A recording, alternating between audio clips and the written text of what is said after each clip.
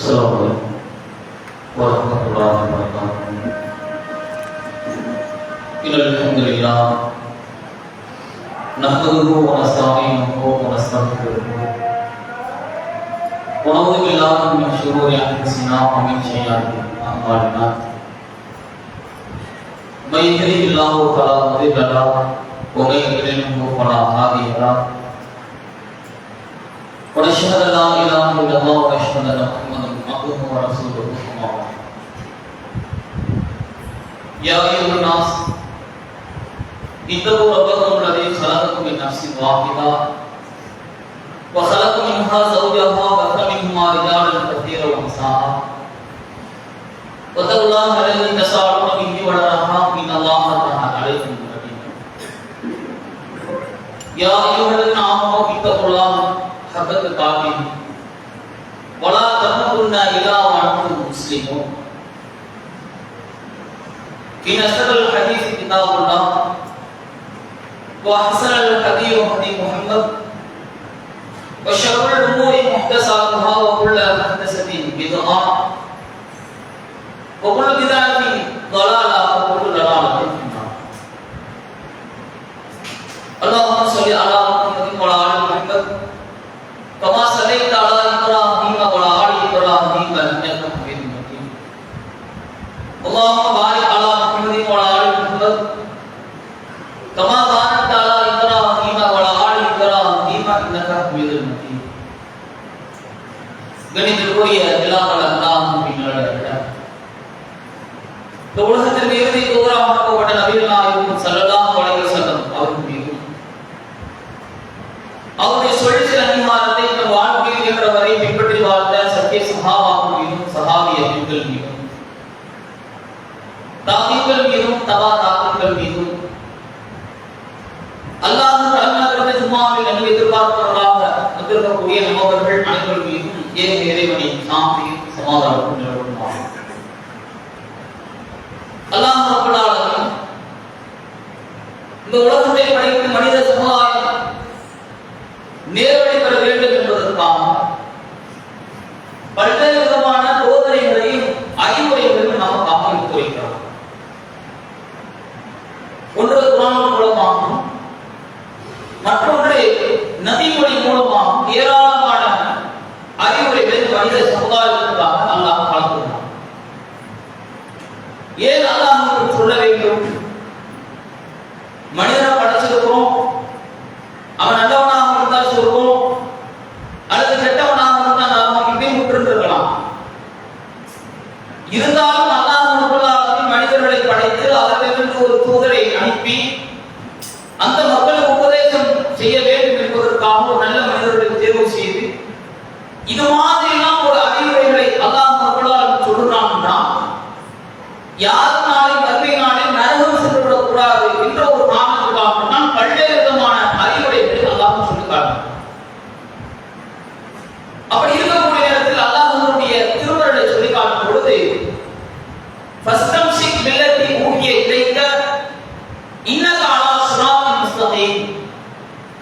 நபியே, உமக்கு அறிவிக்கக்கூடிய செய்திகளை பற்றி பிடித்துக் கொள்ளுங்கள். உங்களுக்கு என்ன மார்க்கமாக சொல்லுகிறோமோ அதை கடைபிடிச்சுக்கோங்க. நீங்கள் நேரான ஒரு பாதையில் இருக்கிறீர்கள். குர்ஆனுடைய வசனத்தை அல்லாஹ் சொல்றான். அடுத்த வசனத்துல தொடர்ச்சியாக இறைவன் சொல்லி காட்டும் பொழுது வஇன்னஹு லதிக்ருன் லக வ லிகௌமிக. நமக்கு உமக்கு அருளக்கூடிய செய்திகள் எல்லாம் ஒரு அறிவுரையாக இருக்கிறது. வஸௌஃப துஸ்அலூன். அந்த ஒவ்வொரு செய்திகளின் குறித்து நாளை மறுமை நாளில் விசாரிக்கப்படுவீர்கள் என்பதை அல்லாஹ் தெளிவுபடுத்தி காட்டுறான். என்ன சொல்ல வரான் இறைவன்? எது மார்க்கம் என்று நமக்கு வழங்கப்பட்டிருக்கிறது, எதை செய்ய வேண்டும் எதை செய்யக்கூடாது என்பதை அல்லாஹ் சொல்லி இருக்கிறான். அப்படி உடைய வாழ்க்கையை அமைத்துக் கொண்டால் வெற்றி பெற்று விடலாம்.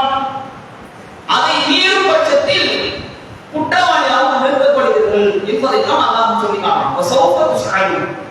ஒரு விஷயத்துக்கு மாற்றமா நடக்கும்னா அதை குறித்து விசாரிக்கப்படும்.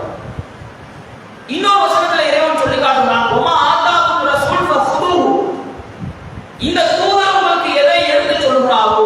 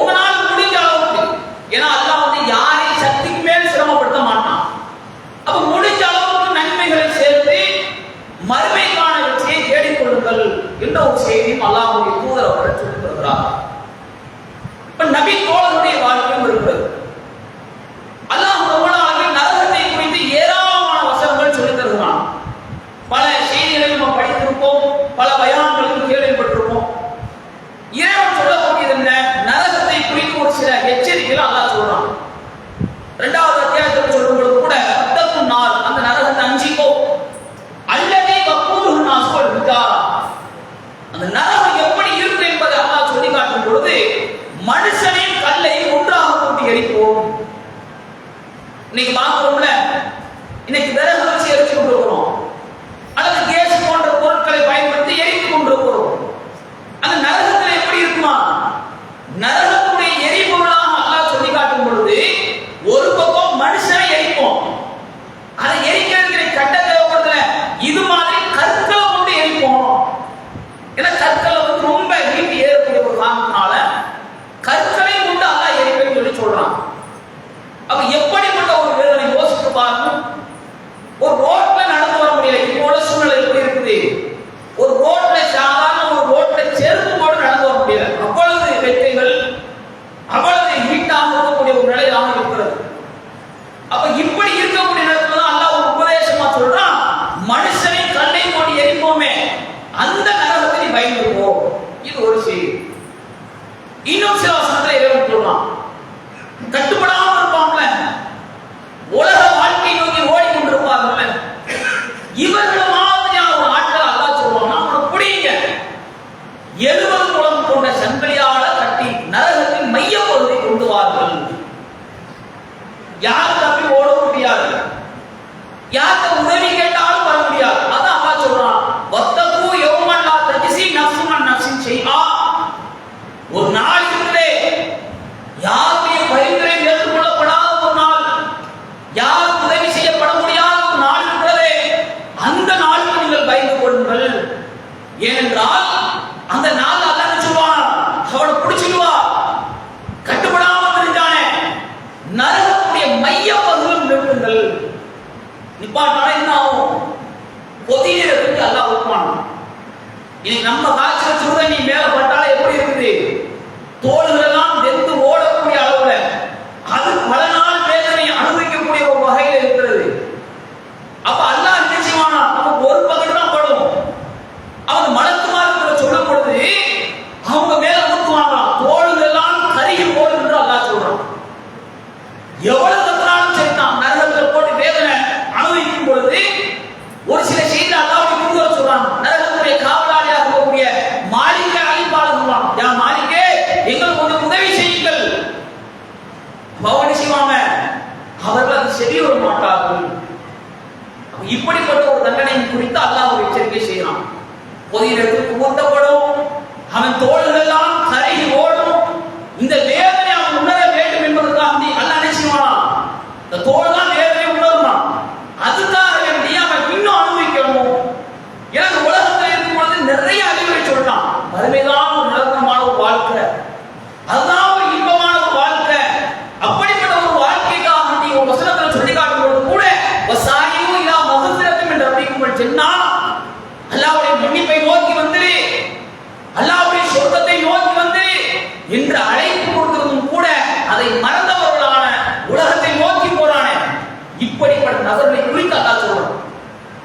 போட்டி எரிப்போம், கற்களை மனிதனை ஒன்றா எரிப்போம், அவனுக்கு பொதிகளை தூக்கி ஊற்றுவோம், தோள்களெல்லாம் கருகி ஓடினாலும் வேறு தோள்களை மாற்றி செய்வோம். ஏன்? அவன் வேதனை உணரணும். செஞ்ச தவற உலகத்தில் இருக்கும் பொழுதே அற்பமாக கருதினானே, அதுக்காக வேண்டி அந்த வேதனை உணர வேண்டும் என்பதற்காக மீண்டும் வேறு தோள்களை மாற்றி அமைப்போம். இது மாதிரி ஒரு தண்டனை.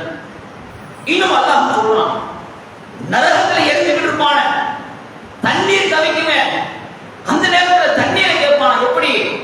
யாரெல்லாம் எனக்கு உன்னோட தண்ணீரை கொடு, அல்லது ஏதேனும் எங்கள் மீது ஊற்றுங்கள் என்று சொல்லி அந்த நரகத்தில் எரியக்கூடிய நேரத்தில் அந்த மனுஷன் கேட்பான்.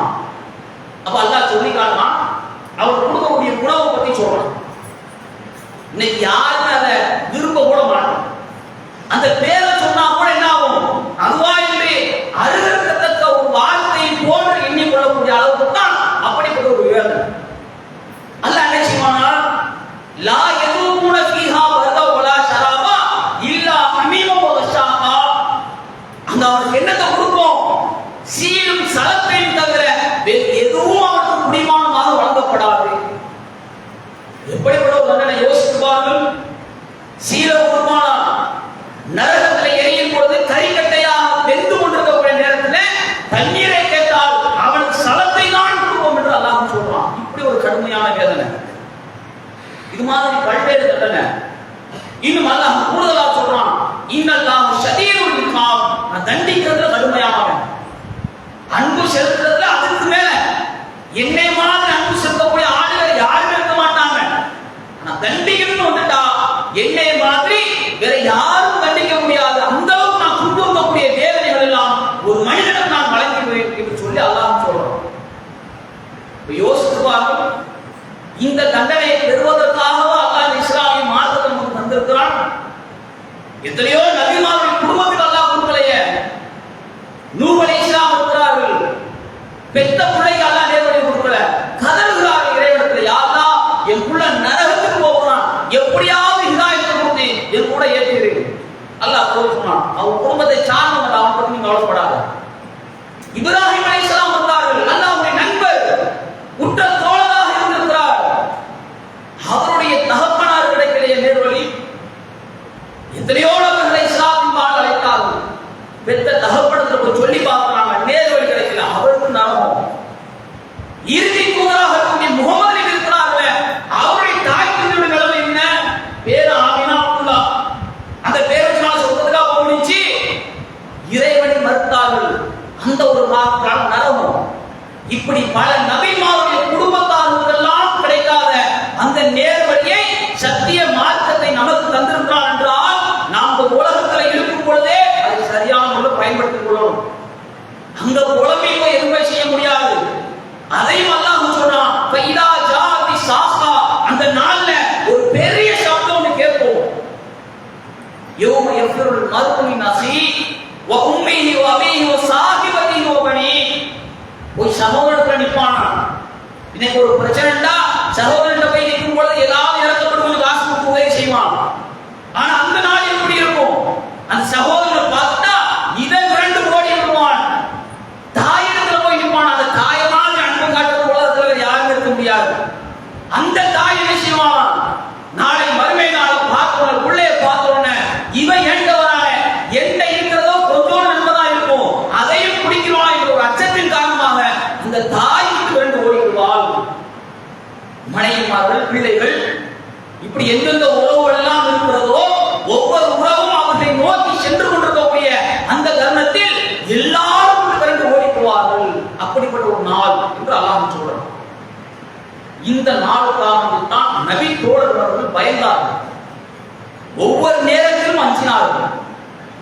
இதை விட்டு தப்பித்துக் கொள்ள வேண்டும் என்பதற்காக தான் அதிகமான நன்மைகளை சேர்த்துக் கொண்டார்கள், தான தர்மங்களை அள்ளி கொடுத்தார்கள். ஏன் இன்னைக்கு உள்ள நம்மளோட மாதிரி காலமாது, இன்னைக்கு அல்லாஹ்வை கிருபை கொண்டு வயிறார சாப்பிட்டு கொண்டிருக்கிறோம் நல்ல நிலையில.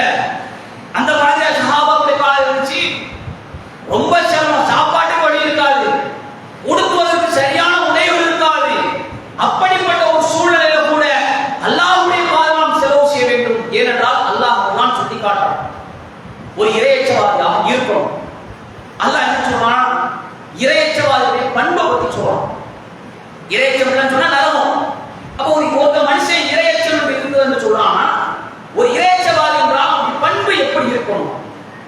இரண்டாவது அத்தியாயத்தில் அழகான முறையில் அல்லாஹ் சொல்லி காட்டும் பொழுது, தாலிகள் கிதாப், இது ஒரு வேதம், லாரை கல்வி முதலில் முத்தகி, திருமலை குர்ஆன், இதுல எந்த ஒரு சந்தேகமே கிடையாது, இறைவனுடைய வேதம் தான். அது இறையச்சவாதிகளுக்கு நேர்வழி மாற்றணும். அந்த இறையச்சவாதி யாரு? அடுத்த வசனத்தில் சொன்னா, அல்லதீன யுமினூன பில் கைப், அவர்கள் மறைவான விஷயத்தை நம்பிக்கை கொள்வார்கள். வ யுகீமூன ஸலாத்த, தொழுகை நேரம் வந்துவிட்டால் அந்த தொழுகையை நிலைநிறுத்துவார்கள். வ மிம்மா ரஸக்னாஹும் யுன்ஃபிகூன், அவர்களுக்கு கொடுக்கக்கூடிய பொருளாதாரத்தை இறைவனுடைய பாதையில் செலவு செய்வார்கள். இவர்கள் தான் இறையச்சவாதிகள். உலாயிக அலா ஹுதம் ரப்பிஹிம் வ உலாயிக ஹுமுல் முஃப்லிஹூன், அவர்கள் தான் நாளை மறுமை நாள்ல வெற்றியாளர்கள் என்பதை அல்லாஹ் சொல்றான். ஒரு ரெண்டு பண்பு வந்து அல்லாஹ் சொல்றான்.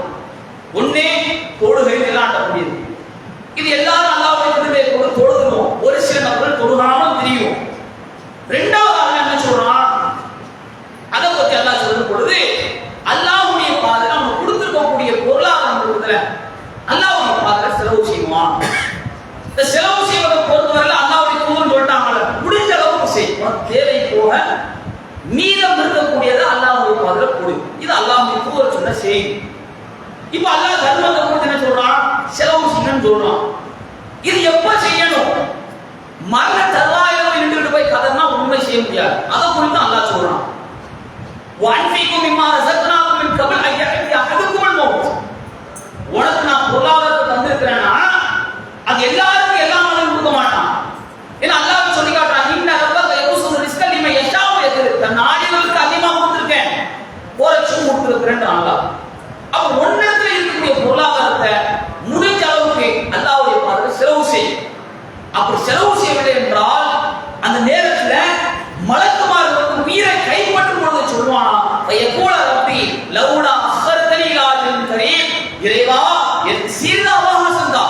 சத்தப்போக்கும் மினசாலிம்.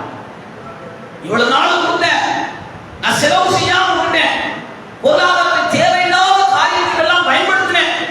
இப்போ கொஞ்சோண்டு அவகாசம் தான் அல்லாஹ்வுடைய பாதையில நன்மைகளை அறிந்து செஞ்சுட்டு ஒரு நல்ல மனுஷனா மாறி கொண்டிருக்கிறேன். இறைவன் எல்லாரும் ஒரு அறிவுரையாக சொல்றான், வலை அஸ்ஸிரல்லாஹு நஃப்ஸன் இதா ஜா அஜலுஹா. எந்த ஒரு ஆத்மாவுக்கும் நேரம் வந்துவிட்டால், தவணை வந்துவிட்டால் அது பிற்படுத்தப்படாது. எவ்வளவு கதர்னாலும் சரிதான். கொண்டு போய் இன்னைக்கு ஒருத்தர மாட்டிக்கணும்னு வைங்க, ஃபைலை விட்டா வெளியில வந்துலாம் சொல்லப்படும். அது நம்ம என்ன செய்வோம், கொஞ்ச நேரம் கொடுப்பா, டைம் கொடுப்பா, நான் போய் கட்டிட்டு வெளியில வந்துறேன்னு சொல்லுவோம். உலகத்துல சாத்தியம். ஆனா மனசுமா இருந்தா என்ன ஆகும், எவ்வளவு கதர்னாலும் சரிதான். 10 மணிக்கு மௌத்தா, ஒரு நிமிஷம் குந்தம் செய்யாது மலக்கு உயிரை எடுத்து விடுவார். அப்ப அல்லாஹ் என்ன சொல்றான், மரணத்திற்கு முன்னாடி கொடுக்கிறேன். இப்ப நபி தோழர்கள் சொன்னான், அவனுடைய வாழ்க்கை நமக்கு ஒரு பாடமாக தான் இருக்கிறது. அல்லாஹ்வுடைய தூதர் சொன்னார்கள், தசத்தகு, நீங்கள் தர்மம் செய்யுங்கள். அல்லாஹ்வுடைய தூதர் இன்னொரு செய்தியை சொல்லும் பொழுது, அந்த நரகத்தை விட்டு ஒரு பேரித்தம்பளத்தின் துண்டளவாக தர்மம் செஞ்சு நரகத்தை பாதுகாத்துக் கொள்ளுங்கள். இது பொதுவான ஒரு செய்தி. இப்ப அல்லாஹ்வுடைய தூதர் காலத்துல ஒரு சில நிகழ்வுகளை பார்ப்போம். நபி தோழர்கள் இருக்கிறார், நரகத்தை பத்தி இவ்வளவு சொன்னோமே, இது எல்லாத்துக்குமே பயந்தாரு. அல்லாஹ் ரப்பல் ஆலமீன் ஒரு வசனத்தை இறக்குறான். எப்படிப்பட்ட ஒரு வசனம், எல்லாம் ஒரு கூட்டம் வராங்க, முழர் கூட்டம் என்று சொல்லக்கூடிய ஒரு கூட்டம் வராங்க. இவங்களுடைய நிலையை பார்த்தோம்னா சரியான ஆடை கிடையாது, கிழிஞ்ச ட்ரெஸ்ஸோட, சாப்பாட்டுக்கு வழி இல்லாம பசியின் கொடுமையின் காரணமாக வாடி வந்து நிறுத்துறார்கள் அல்லாஹ்வுடைய தூதரத்துல. அப்பொழுது அல்லாஹ்வுடைய தூதர் பார்த்தோம்னா கூட்டத்தை பார்க்கறாங்க. அல்லாஹ்வுடைய தூதரே, எங்களுக்கு உதவி செய்யுங்கன்னு சொல்லிட்டு அந்த கூட்டம் சொல்லுது. பார்த்த உடனே ரசூலுல்லாஹ் அப்படி முகம் மாறுது, கவலை விட்டவர்களாக மாறுகிறார்கள். இப்படி ஒரு சமுதாயம் இருக்குதா? ஏன்னா அந்த அளவுக்கு ட்ரெஸ் இல்லாம, சரியா உண்ணாம, பசி பட்டினியால் ஆடக்கூடிய அளவுல வந்து நிற்கும் பொழுது ரசூலுல்லாஹ் பார்த்து கவலையோடு சொன்னாங்க, இப்படி ஒரு கூட்டம் இருக்குதா? இந்த நேரத்தில் அல்லாஹ் ஒரு வசனத்தை இறக்குனான். எப்படிப்பட்ட வசனம், நம்பிக்கை கொண்டவர்களே, மனிதர்களே, அல்லாஹ்வை அஞ்சிக் கொள்ளுங்கள். ஒரே ஒருத்தன் வந்து படைச்சானே அந்த இறைவனை பயந்து கொள்ளுங்கள். இப்படி ஒரு வசனம். அது தொடர்ச்சியாக இன்னொரு வசனத்தை இறக்குனான். வல் தன்பு நஃப்ஸும் அகத்தமத் லிகத். நம்பிக்கை கொண்டவர்களே, மறுமைக்காக நீங்கள் என்ன சேர்த்து வச்சிருக்கீங்க? இந்த ஒரு வசனத்தை கூடுதலா இறக்குனான். இந்த கூட்டத்தை பார்த்துட்டு ஒரே ஒருத்தன் வந்து படைச்ச அல்லாஹ்வுக்கு பயந்துவோம்னு சொல்லிட்டு வசனம். இன்னொரு வசனம் எப்படி, மறுமைக்காக நீ என்னப்பா சேர்த்து வச்சிருக்கிற ஒரு கேள்வி அல்லாஹ் கொடுத்து என்ன சேர்த்து வச்சிருக்கீங்க அல்லாஹ் கேட்கிறான். கேட்ட மாத்திரத்தில் அல்லாஹ் ஒரே ஒரு கட்டளை தான், இவர்கள் உங்களுடைய சகோதரர்கள் தான், இவர்களுக்கு நீங்கள் உதவி செய்யுங்கள். சொன்ன மாத்திரத்தில் ஒவ்வொரு நபி தோழர்களையும் பார்க்கும் பொழுது தம்முடைய வீடுகளில் இருக்கக்கூடிய உணவுகள் எல்லாம் எடுத்து வருகிறார்கள். சேர்த்து வச்சிருக்கிற பொருளாதாரம் இருக்குது, அதையெல்லாம் கொண்டு வருகிறார்கள். அதுல ஒரு சில அறிவுகளை கூடுதலா வரும் பொழுது எப்படி வருதுண்டா, தங்க காசுகள் அதை அள்ளிட்டு வராங்க. மனுஷன் என்ன செய்யறான், கடுமையான நேசம் கொண்டு அதை நேசிக்கக்கூடிய ஒருத்தனா தான் இருக்கிறான். இவன் வீட்டுல இப்படி இருக்குது, அவன் வீட்டுல அப்படி இருக்குது, இன்னும் எப்படி வாங்கலாம் என்று சொல்லி அகம்பத்தும் ஓடக்கூடியவனாகத்தான் இருக்கிறோம். ஆனா நபி தோழர் என்ன செய்யாங்க, தங்க காசுகளையும் வெள்ளி காசுகளையும் அள்ளிட்டு வந்து அந்த ஏழ்மை நபி தோழர்களுக்கு வழங்கினார்கள். கூடுதலா ஒரு செய்தியை பார்க்கும் பொழுது அந்த ஒரு செய்தி சொல்லப்படுது. ஒரு நபி தோழர் கூட்ட நிறைய தூக்கிட்டு வராரு, தூக்க முடியாத அளவுல உணவுப் பொருட்கள், காசுகள் எல்லாத்தையும் கொண்டு வராரு. ஏன் இவ்வளவு செய்யக்கூடிய காரணம் என்ன, வறுமையுடைய சூழ்நிலை தானே. சாப்பாடு சரியான சாப்பாடு இருக்காது, கொடுத்தா நமக்கு தேவை இருக்குது. அப்படி இருக்கக்கூடிய நேரத்தில் கூட அந்த ஏழ்மை நபி தோழர்கள் உதவி செய்தார் என்றால் அல்லாஹ்வோ சொல்லி காட்டுகிறான், பஸ்ஸா வதர்ரா, அவர்கள் வறுமையிலும் செழிப்பிலும் அல்லாஹ்வுடைய மதர் செலவு செய்வாங்க, இறையற்றவாதிகள். அந்த அடிப்படையில சரி, நம்மிடத்துல இல்லை என்றால் பரவாயில்லை, நாளை மறுமை நாளில் இறைவன் ஏற்படுத்திய அந்த நரக நெருப்பை நாம் சந்தித்து விடக்கூடாது என்ற ஒரே ஒரு காரணத்துக்காக அல்லாஹ்வுடைய மதர் செலவு செய்தார். யோசித்து பார்க்கணும், நபிகளுடைய நிலைமை எப்படி இருக்கு, நம்முடைய நிலைமை எப்படி இருக்கு. அல்லாஹ்வுடைய தூதரே சொன்னார்களே, நீங்கள் மூட்டுக்காக வேண்டி ஒவ்வொரு மூட்டிற்கும் தர்மம் செய்யுங்கள் என்று சொன்னார்களே, ஒவ்வொரு நாளும் கடமை. அதை செஞ்சு கொடுக்கிறோமா? மறுமை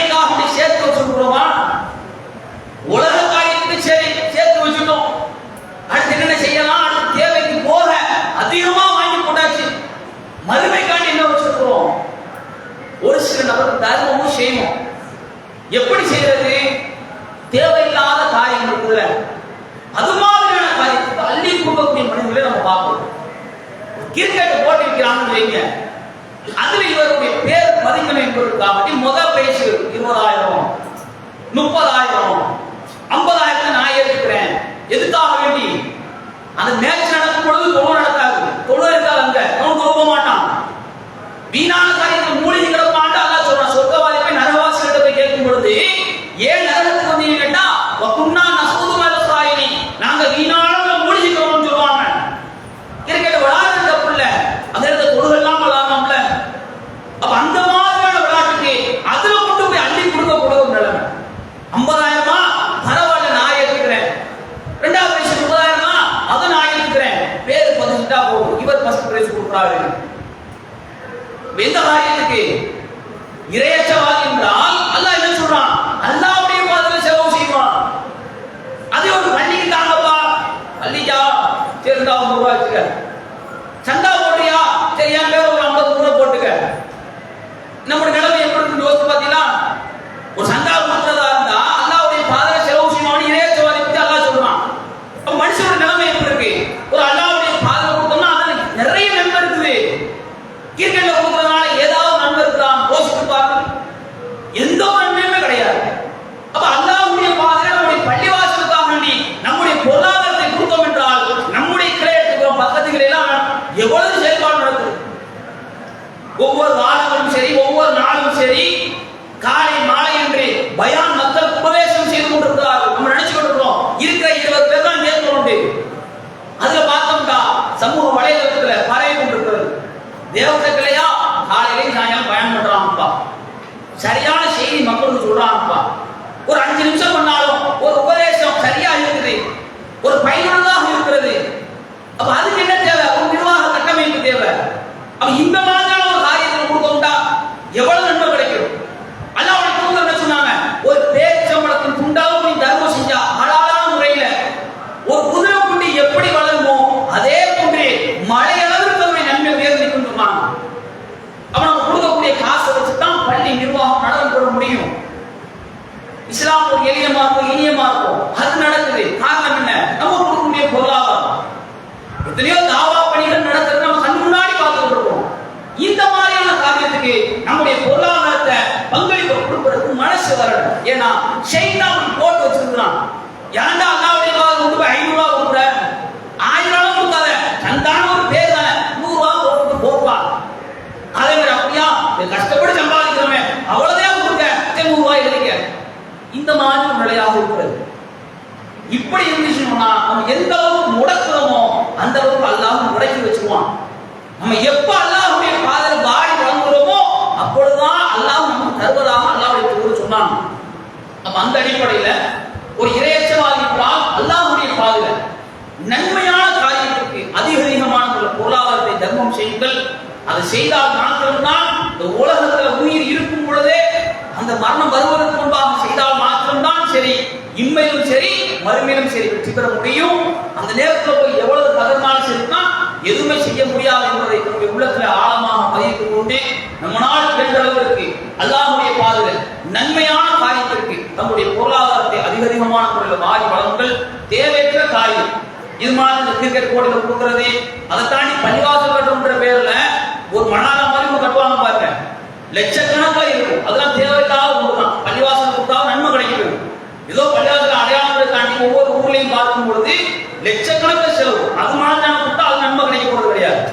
தேவையில்லாத ஒரு கட்டணத்தை கட்டிவிட்டு இதுக்காக நாங்கள் வசூல் பண்றோம், அப்ப இது நன்மையாக சொல்லிட்டு அதுல எந்த ஒரு நன்மையும் கிடையாது. அப்ப அதையும் கொஞ்சம் கருத்துல கொள்ளணும். அல்லாஹ்வுடைய பாதையில தாவா பணி நடக்குது, கரண்ட் பில் இருக்கிறது, இது மாதிரியான காரியங்கள் எதிர்நபர் தொழுகிறாங்க, மதரசாவுக்கு போறாங்க, அதுல பல நன்மைகள் இருக்கிறது.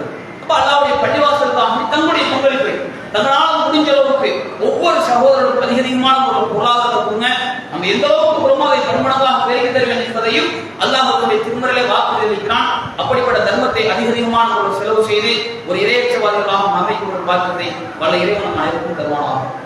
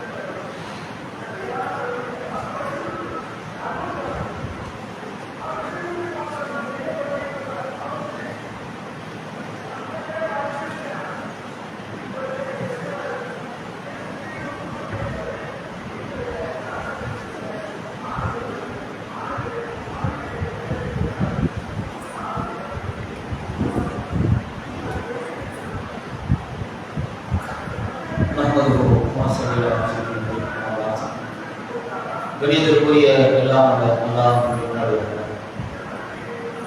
நரகத்தை பாதுகாத்துக் கொள்ள ஒரு வழியாக இஸ்லாம் தர்மங்களை சொல்லுகிறது. அப்படி இருக்கக்கூடிய சூழலில் நபித்தோழர்கள் இந்த உலகத்திற்கு உபதேசத்தை போன்று பல்வேறு சம்பவங்கள் இருக்கிறது. சொர்க்கத்தில் எப்படியாவது இடத்தை கொடுத்து வர வேண்டும் என்பதற்காக அதிகமாக தர்மம் செஞ்சான். அது ஒரு செய்தியாக பார்க்கும் பொழுது ஒரு தோட்டத்தை சம்பவம் இல்லாத பேர் சம்பவம், அந்த ஒரு சம்பவம். ஒரு தோட்டத்துக்காரர் கொடுத்தாரு, அதோடு சேர்ந்து ஒரு பேர் சம்பவம் இருக்குது. மொத்தம் ஒரு 3 பேர் வரலாம். பேர் சம்பவத்துக்காரர் ஒரு ஆள், தோட்டத்துக்காரர் ஒரு ஆள். இந்த தோட்டத்துக்காரர் ஒரு பேர் சம்பவத்துக்காரர் பற்றி கேட்கும் பொழுது இந்த மரத்தை காப்பான சுத்தி ஏறி அடைச்சுன்னு சொல்ல அவர் கொடுக்கறதுக்கு மறுக்கிறார், நாங்களாம் அடைக்கிறாரு. சரி ரசூலாட்ட போய் சொல்லுவோம், அவங்க சொல்லி வாங்கிடுவாங்க, ரசூலாட்ட போய் சொல்லலாம்.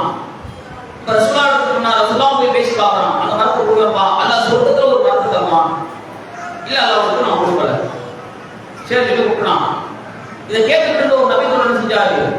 அவருக்கு சொத்து பெரிய வீடு எல்லாமே இருக்கு, எல்லாமே அல்லாவுடைய பாதுகாப்பு விட்டு சரி அந்த மரத்துல பேசுறாரு. ஒரு பெரிய தோட்டம்லாம் அது வீடு எல்லாமே இருக்குது, அதை எடுத்துக்க ஒரே ஒரு மரத்தை தெரியா, சரி தரேன் கொடுத்து நேரம் மரத்தை வாங்கிட்டு ரசூலாட்டலாம். நல்லா இருக்கிற மரத்தை நான் வாங்கிட்டேன், இப்ப அல்லா இந்த சொர்க்கத்துல ஒரு மரத்தை தருவானா?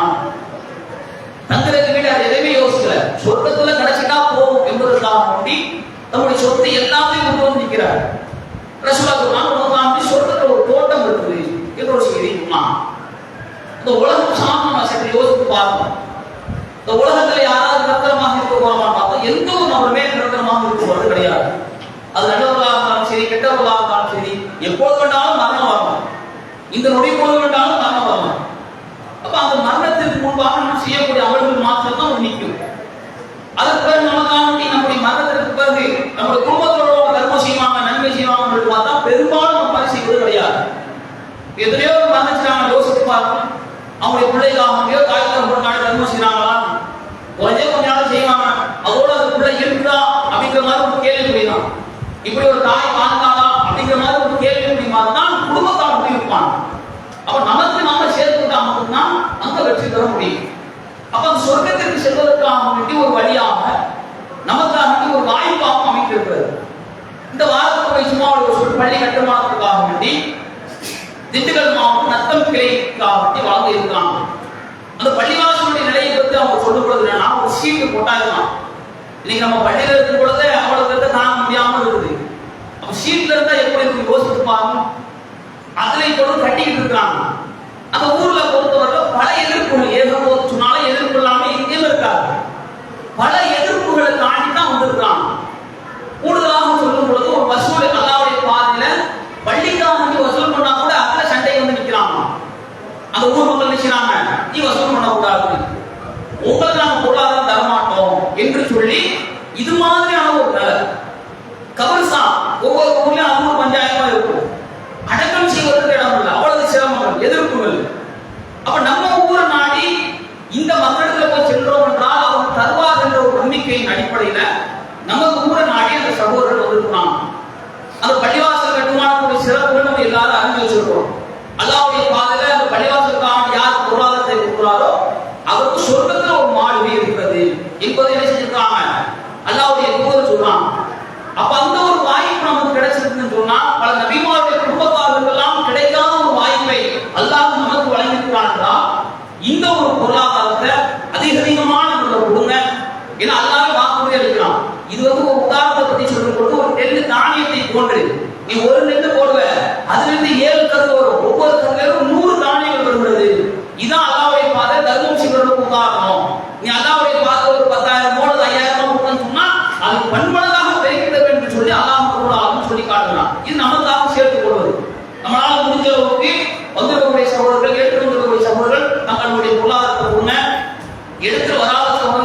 கொடுத்துருக்காங்க அல்லது நிர்வாகம் கொடுத்தா கூட அவங்க செஞ்சுவாங்க, அந்த சகோதரத்துல அழிச்சுவாங்க.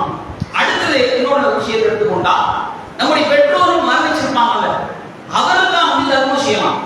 ஏன்னா நம்ம இந்த அளவுக்கு ஆளாக்கி இருக்கிறாங்களா, அந்த மறைந்த பெற்றோர் என்னைக்காச்சும் யோசித்து பார்க்கணுமா? யோசித்து பார்க்கணும். அவருக்காண்டி பிரார்த்தனை செய்வது கூட கிடையாது.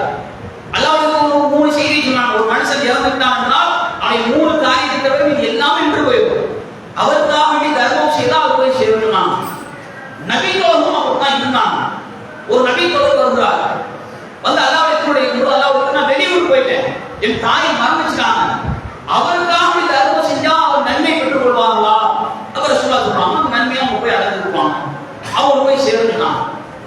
எப்படிப்பட்ட ஒரு குணம் பாருங்க. அவங்க நன்மை செஞ்சாங்களா செய்யலையா, அல்லது நாளை நன்மையினால போய் நரகத்தில் விழுந்து விடக்கூடாது என்பதற்காக என்ன செய்யறாங்க, ஒரு தோட்டத்தையே தர்மம் செய்தாங்க என்ற செய்திலாம் வருகிறது. பெண்மணிகளை பார்க்கிறோம். அல்லாஹ்வுக்கு என் தாய் உம்ராஜியை நேர்ச்சி செஞ்சிருந்தாங்க, அவர்கள் மரணித்து விட்டார்கள், அவருக்காக வேண்டி உம்ராஜி தான் நன்மை பெற்றுக் கொள்வாங்களா? பெற்றுக் கொள்வார்கள். ஒரு அவசியம் வரலாம். யோசித்துவாங்க. நபி தோழர் நிலைமை எப்படி இருக்குது? தாமும் நரகத்திற்கு பாதுகாக்கப்படும். ஏன்னா அல்லாஹ் வந்துடும், அன்புசக்கும் அவருக்கும் நீயும் குடும்பக்காரங்களையும் நரகத்திலிருந்து பாதுகாத்துக் கொள்ளுங்கள். அப்ப நம்ம தர்மம் செஞ்சா நமக்கு மட்டும் போதும், நமக்கு வந்துடும். அப்ப நம்மளை சுற்றி நம்முடைய பெற்றோர் இருக்கிறாங்க, தாய் தகப்பனார் இருக்கிறாங்க, அவர்களுக்காக வேண்டி செய்யணும். அதிகமான தர்மங்களை செய்யுங்கள். இந்த பள்ளிவாசல் கட்டுமானத்துக்காக அவங்களுடைய பெயரை வச்சு நியத்து வைத்து சொல்லுங்கள். கூடுதலாக அல்லாஹ் சொல்லும் பொழுது பத்தளவுக்கு நரகத்தில் ரசூலா எட்டி பார்க்கலாம். அதுல பார்க்கும் பொழுது அகலிகள் நிஷா அதிகமான பெண்கள் இருக்காங்க என்ற ஒரு செய்தி இமாம் அல்லாஹ்வுக்கு மெஹராஜ் என்று போகும்போது நரகத்தை அவங்க காட்டப்படுது. பெண்களாக அதிகமாக இருந்த ஒரு காரணத்தினால ரசூலா சொல்றாங்க தர்மம் செய்யணும்னு சொல்லி சொல்றாங்க. சொன்ன மாத்திரத்துல அதை நம்மளால நரகவாதியா மாறிவிடக்கூடாதுன்றதுக்காக சஹாபி பெண்கள் நம்முடைய நகைகள் எல்லாம் கட்டி போட்டிருக்கிறாங்க. என்ன காரணம்? நரகம் அந்த அளவுக்கு இருக்கும், மிக கொடூரமாக இருக்கும், எரியக்கூடிய நரகத்தை யாராலும் தாங்க முடியாது என்ற ஒரே ஒரு காரணத்திற்காக தான் நபி தோழிகளும் சேர்த்து வச்சிருந்த உலகத்தோடு முடிஞ்சு போயிடும். அதை வச்சு எந்த ஒரு போதலும் கிடையாது. நம்ம மூக்காவிட நம்முடைய பிள்ளைதான் நட்ட ஓட்டு கிடக்க போகுது, அதே நமக்கு தேவையா? அல்லாஹ்வுடைய பாதுகாப்பு நன்மையாக கிடைக்கும் என்று சொல்லி சஹாபி பெண்கள் நினைத்து கொடுத்தார்கள். ஆனா நம்முடைய அந்த சிந்தனை அப்படி இல்லை. நம்ம சேர்க்கணும், பக்கத்தில் எவ்வளவு சொன்னா அவளை வச்சு தான் நம்ம கூடுதலாக வாங்கிட்டு போகணும் தான் நம்முடைய எண்ணங்கள் இருக்கிறது. அப்ப இந்த உலக வாழ்க்கையை மறந்து விட்டு ஆசிரமும் சைவம் இதை விட மறுபடியும் சிறந்தது என்பதை அல்லாஹ் சொல்லி காட்டுகிறான். அந்த சொர்க்கத்தில் நுழைஞ்சிடும் சொன்னா பல இன்பம் இருக்கிறது. அதை நம்முடைய கருத்தாக கொண்டு ஆழமாக பதிவு கொண்டு நரக வேதனையிலிருந்து அதிகமான பாதுகாப்பு பெற்றுக் கொள்ள வேண்டும். நீ தொட முடிச்சுட்டு பார்க்கும் பொழுது ஒரு பிரார்த்தனை செய்வதோட கிடையாது. சலாம் கொடுத்துட்டா, ஆயிஷா சலாம் கொடுத்துட்டா எந்திரிச்சு ஓடக்கூடிய ஒரு நிலையாகத்தான் இருக்கும். எவ்வளவு தவறு செஞ்சிருப்போம், என்னைக்காவது பிரார்த்தனை செய்யணுமா? யோசித்து பார்க்க ஒவ்வொரு பள்ளிவாசல் நடக்கக்கூடிய அதுதான். தான் செஞ்ச தவறு கூட அல்லாஹ்ட்ட ஒப்பு போட்டு மன்னிப்பு கேட்கறது கிடையாது. ஏன்னா அல்லாஹ் சொல்றான் நான் மன்னிக்கிறேன் தான். ஆனா செஞ்ச தப்பு செஞ்ச நம்ம பாவியாக இருக்கக்கூடிய குற்றவாளி நம்ம என்ன செய்யறது கிடையாது, உட்கார்ந்து தௌபா செய்வது கிடையாது. அப்ப அதையும் கொஞ்சம் கருத்துல கொண்டு நாம் செய்த தவறுகளை ஒப்புக்கொண்டு இறைவனத்துல அதிகமான அந்த தௌபாக்களை தேடுங்க. ஓடி போய் சம்பாதிச்சு எதுவுமே செய்ய போறது கிடையாது. போற வழியில மூக்கு கொண்டால் எதுவுமே செய்ய முடியாது. அப்ப அதை கொஞ்சம் கருத்துல கொண்டு நாம் செய்யக்கூடிய தவறுகள் அனைத்தையும் ஒப்புக்கொண்டு அல்லாஹ்வுக்கு குறையிட்டு கொஞ்ச நேரம் உட்கார்ந்து எவ்வளவோ அறுப்பட கொடுத்துருக்கான். பாலஸ்தீன மக்களுடைய நிலையெல்லாம் பார்த்தா லட்சக்கணக்கான மக்கள் பட்டினியால் வாடி கொண்டிருக்கிறார்கள். ஒரு 11 வாரத்துல மாற்றம் பார்க்கும் பொழுது 52 குழந்தை பசியின் காரணமா இறந்திருக்கு. அப்ப அதை விட்டு அல்லாஹ் எவ்வளவு அறுப்பட கொடுத்துருக்கான். யோசித்து பாருங்க. ஒரு குழந்தையுடைய ஜனாசா கையில் வச்சு காட்டின ஒரு சகோதரர் உள்ள ஒரு நெஞ்சு கூடு மட்டும்தான் இருக்கும், அப்படியே எலும்புகள் அதோடு தெரியக்கூடிய நிலையில ஒரு போஸ்ட் இருக்குது. அப்ப பல சகோதரர்கள் பசியின் காரணமாக இறக்கக்கூடிய ஒரு சூழ்நிலை இருக்கிறது. இறந்தாலும் இறந்துவிடலாம் என்று ஐநா சபையிலிருந்து அறிவிப்பு கொடுக்கிறார்கள். அவ்வளவு சிரமத்திற்கு மத்தியில் இருக்கக்கூடிய அந்த சகோதரர்கள் மத்தியில நமக்கு அல்லாஹ் நல்ல நல்ல சாப்பாடு கொடுத்துருக்கான், உடையை கொடுத்துருக்கான், எத்தனையோ பல அருட்கொடைகளை வழங்கியிருக்கான். அப்ப அந்த சகோதரர்கள் அவங்க என்ன செய்யுங்க, உட்கார்ந்து அதிகமான முறையில பிரார்த்தனை செய்யுங்க. ஏனென்றால் அல்லாஹ் திருக்குறள் சொல்லும் பொழுது யார் கண்ணெதிரே இல்லாத ஒரு சகோதரருக்கு பிரார்த்தனை செய்கிறாரோ அதே போன்று அவருக்கும் நடக்கும் என்று சொல்லி மலர்மார்கள் பிரார்த்தனை செய்வார்கள் என்பதையும் அல்லாஹ் திருக்குறள் சொல்றாங்க. எனவே நாம் செய்த தவறுக்காக குற்ற உணர்ச்சி உணர்ந்து அல்லாஹ்வுக்கு தௌபாவை தேட வேண்டும். பாதிக்கப்பட்டிருக்கக்கூடிய நம்முடைய சகோதரருக்காக அந்த பாலஸ்தீன மக்களுக்காக வேண்டி ஒவ்வொரு தொழுகையையும் அதிகமான பாதுகாப்புகள் தொழுகைன்ற ஒரு விஷயத்தை ஒரு காலத்திலும் விடக்கூடாது. ஏன்னா அதையும் அல்லாஹ் கூடுதலாக சொன்னா இறைச்சோதனை பண்பை பற்றி சொல்றான். நீங்க சும்மா மட்டும் ஒரு முஸ்லீமாக வாழ்ந்து கொண்டிருக்கிறோம். அந்த 1 மணி நேரம் முஸ்லீமா வாழ்ந்தா மட்டும் சொல்றதுக்கு போயிட முடியாது. அதையும் அல்லாஹ் சொல்றான். நரகத்துல போய் கேட்கும் பொழுது ஏன் நரகம் போறீங்க, நாங்க சொல்றோட நரகத்துல சொல்லுவாங்க. அப்ப அதை கொஞ்சம் ஆழமாக பதிவு கொண்டு நபிமாவின் குடும்பத்தால நேர்வைக்க கூடாது. அதை நம்முடைய உள்ளத்துல ஆழமாக பதிவு கொள்ளுங்கள். நமக்கு அந்த வாய்ப்பு வந்திருக்கான்னு சொன்னா ஏதோ போன போக்குல வாரம் வந்துட்டோம், நம்ம சொல்றதுக்கு போயிடலாம் அப்படின்னு நினைச்சுட்டா அதையும் சொல்றாங்க. லா இக்ராஹா ஃபித்தீன், இந்த மார்க்கத்துல எந்த ஒரு நிர்பந்தமும் கிடையாது. நீ நினைச்சிட்டு இருக்க அதையா போய் தொழும் நினைச்சிருக்கீங்க, நீ தொழுவாம இருந்தாலும் பரவாயில்ல பண்ணா அல்லா சொல்லுவான். தொழுவாம தெரியலையா பிரச்சனை இல்லை, இப்படி மறுமை நாள் இருந்தா நான் பார்த்துக்கிறேன் என்று சொல்லி அல்லாஹ் ரப்பல் சொல்லி காட்டுறான். அந்த நரகத்திற்கு பயப்பட வேண்டும், நாளை மறுமை நாளை அஞ்ச வேண்டும் என்றால் உலகத்தில் முஸ்லிம் இருக்கும் பொழுதே அந்த தொழுகையை சரியான முறையில் தொழுது கொள்ள வேண்டும். அல்லாஹ் ரப்பல் ஆலமீன் நம்முடைய அனைத்து பாவங்களை மன்னித்து நாளை மறுமையில் சொல்வதை தருவான் பிரார்த்தனை செய்தமாக இந்த உரையை நிறைவு செய்கிறேன். வாசகமான அல்ஹம்துலில்லாஹி ரப்பில் ஆலமீன். அஸ்ஸலாமு அலைக்கும் வரஹ்மத்துல்லாஹி வபரகாத்துஹு.